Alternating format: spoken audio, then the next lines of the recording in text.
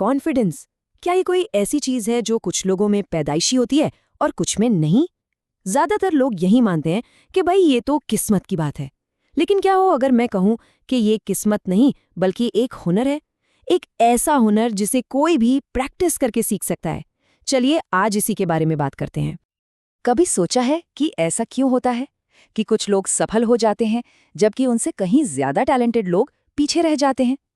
ये सिर्फ किस्मत या हुनर का खेल नहीं है, अक्सर एक छिपा हुआ फैक्टर काम कर रहा होता है।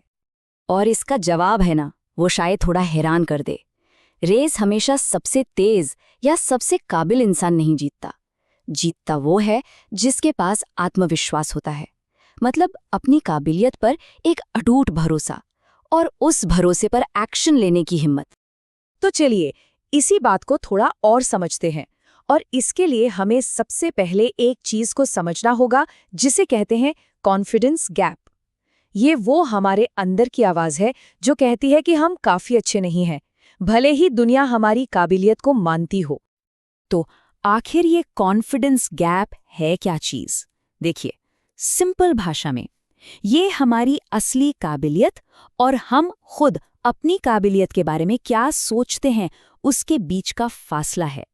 ये हमारे दिमाग में वो धीमी सी आवाज है जो फुसफुसाती है, तुम बस दिखावा कर रहे हो। और ये आवाज तब और तेज हो जाती है जब हम कुछ अच्छा कर रहे होते हैं। अब असल जिंदगी में ये दिखता कैसा है? सोचिए, मीटिंग में कोई बढ़िया आइडिया है पर बोलने में झिझक हो रही है। कोई नया चैलेंज सामने आया तो उससे दूर भाग रहे हैं। अपने ही फैसलों पर बार बार शक करना, और ये डर कि किसी भी पल कोई पकड़ लेगा और सबको पता चल जाएगा कि हम उतने काबिल नहीं हैं। इसी एहसास को इम्पोस्टर सिंड्रोम भी कहते हैं। तो ठीक है, दुश्मन को तो पहचान लिया। अब सवाल ये है कि इससे लड़ें कैसे? इसकी शुरुआत होती है असली आत्मविश्वास को समझने से, और ये शायद वो नहीं है जो हम सोचते हैं। इसका घमंड या दिखावे से दूर दूर तक कोई लेना देना नहीं है। यहाँ ना एक बहुत बड़ा फर्क है जिसे समझना बहुत जरूरी है। असली आत्मविश्वास अंदर से आता है, ये शांत होता है, विनम्र होता है और दूसरों से सीखने को हमेशा तैयार रहता है। वहीं दूसरी तरफ अहंकार जो होता है ना, वो असुरक्षा से पैदा होता है। वो बहुत शोर मचाता है, हमेशा खुद को सही साबित करने में लगा रहता है। दोनों की एनर्जी बिल्कुल अलग है। तो हमारा मकसद है इस ऑथेंटिक कॉन्फिडेंस को बनाना। ये लोगों की तारीफों के लिए नहीं है, ये अंदर की एक मजबूती बनाने के लिए है। ये जानने के लिए है कि चाहे हालात कैसे भी हों, उन्हें संभालने की हिम्मत हमारे अंदर है। तो ये जो अंदर की ताकत है, ये आती कहाँ से है? देखिए, असली लड़ाई तो हमारे दिमाग के अंदर ही लड़ी जाती है। टिकाऊ आत्मविश्वास बाहर से नहीं आता, इसे अंदर से अपनी सोच को बदलकर धीरे धीरे बनाना पड़ता है। अच्छा, इसको करने का एक बहुत प्रैक्टिकल तरीका है। जब भी कोई नेगेटिव ख्याल आए तो उससे लड़िए मत।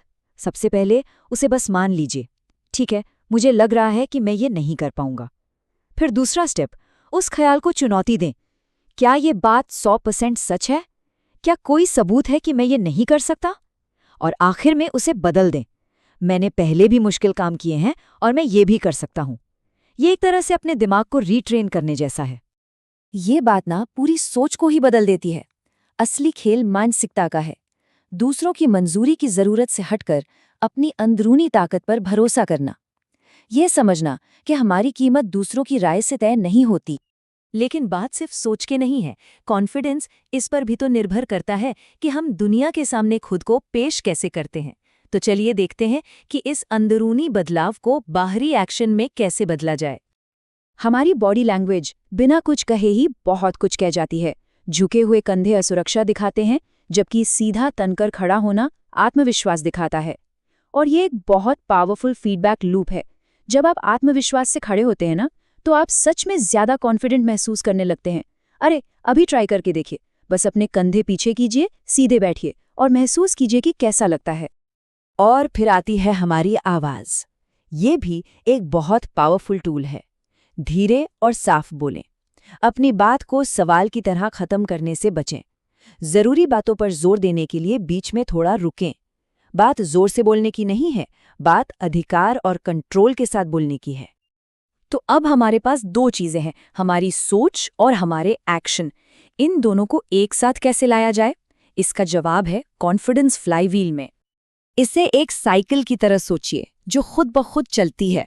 एक पॉजिटिव सोच हमें कॉन्फिडेंट एक्शन लेने के लिए हिम्मत देती है, और जब हम कॉन्फिडेंट एक्शन लेते हैं तो हमें अच्छे नतीजे मिलते हैं जो हमारे इस विश्वास को और मजबूत करते हैं कि हम काबिल हैं। हर कदम दूसरे को ताकत देता है और धीरे धीरे एक मोमेंटम बन जाता है। तो ये है हमारे पूरे सफर का एक रोड मैप, एक तरह से कहें तो स्टेप बाय स्टेप गाइड। इसकी शुरुआत होती है अपने सेल्फ डाउट को हिम्मत से मानने से।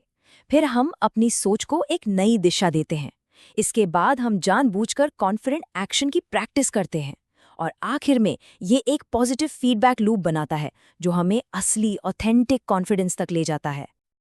और हाँ, एक बात हमेशा याद रखनी है, कॉन्फिडेंस कोई मंजिल नहीं है कि बस पहुंच गए और काम खत्म। ये एक बगीचे की तरह है जिसे रोज थोड़ा थोड़ा सींचना पड़ता है। ये छोटे छोटे लगातार उठाए गए कदमों की एक प्रैक्टिस है जो हमारी अंदरूनी ताकत को बनाती है। तो आप जाते जाते बस एक सवाल, आज वो कौन सा एक छोटा सा मगर कॉन्फिडेंट कदम है जो उठाया जा सकता है?